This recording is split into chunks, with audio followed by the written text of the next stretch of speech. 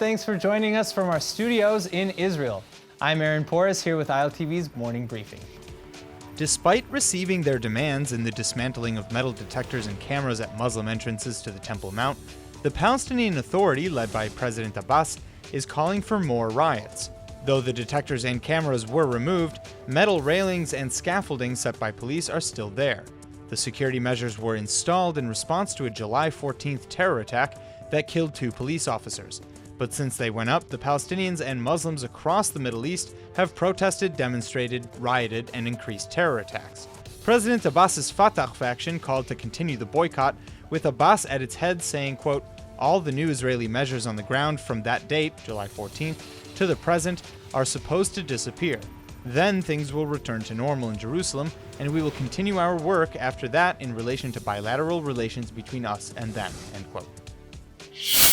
In the wake of removing the Temple Mount metal detectors, 3/4 of people polled said Netanyahu gave up on the matter.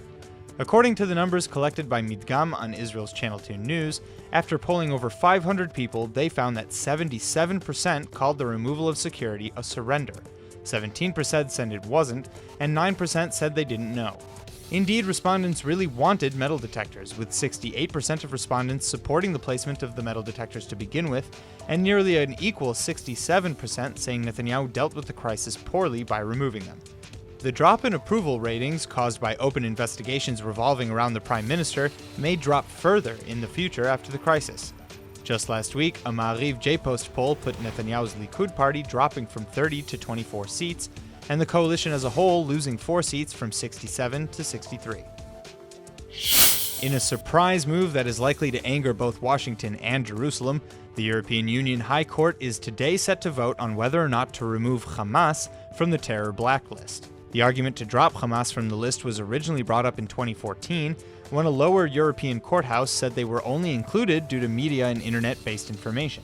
The decision was blasted by the United States and Israel as being soft on terror, and it was later appealed by Brussels.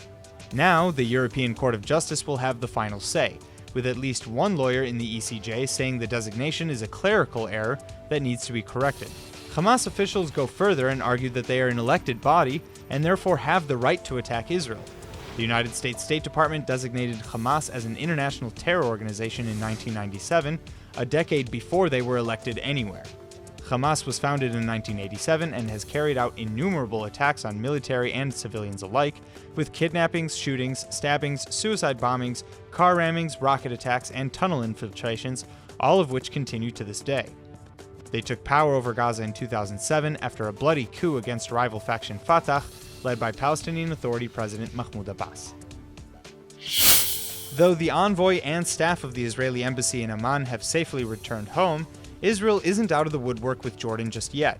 Jordanian officials are reportedly angered by Israel's, quote, distortion of facts regarding the embassy stabbing case, and the absurd hero's welcome given to the surviving security guard.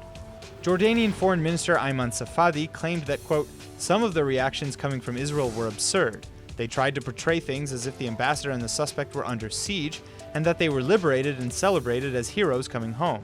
That is really absurd. This is a criminal case. Jordan acted legally and morally, and Israel has a duty to act similarly and cease its provocative behavior and distorting facts, end quote. The case at the embassy in Jordan unfolded when 2 repairmen came into an apartment on the Israeli embassy compound with the landlord to install some furniture. There was an argument between the tenant, an Israeli embassy guard, and the workers about their late arrival. The argument ended with the guard being stabbed and the landlord and attacking worker being killed in return fire. The guard and embassy staff were finally returned to Israel following negotiations and investigations by Jordanian officials. Prime Minister Netanyahu is today launching what will likely be the heated debates in the Knesset floor surrounding the coalition-backed nation-state bill. The legislation, if passed in current form, would require public institutions like the courts and Knesset to give priority to Jewish character and values where they and democratic values clash. It's also said to somehow downgrade Arabic as an official language, but the text in the bill on this subject is still unclear.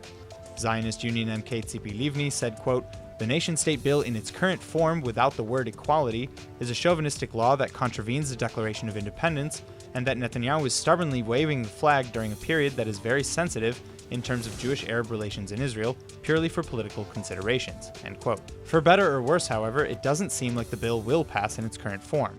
Knesset legal advisor Eyal Yinon said the bill will take at least 3 months in deliberations and additions before being ready to become law and be able to stand up to the High Court of Justice when challenged. That's all for now. I'm Aaron Porras, and see you later with our main daily broadcast from Israel at 2 p.m. Eastern Time.